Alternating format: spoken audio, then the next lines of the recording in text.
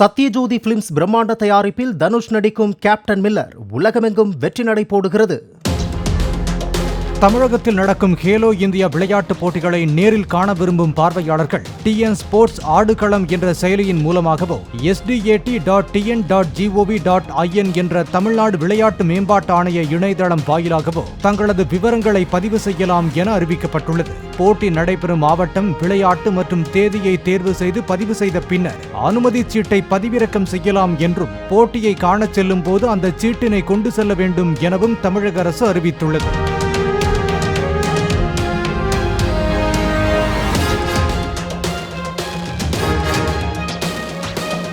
Sathyajothi films பிரம்மாண்ட தயாரிப்பில் தனுஷ் நடிக்கும் கேப்டன் மில்லர் உலகமெங்கும் வெற்றி நடை போடுகிறது.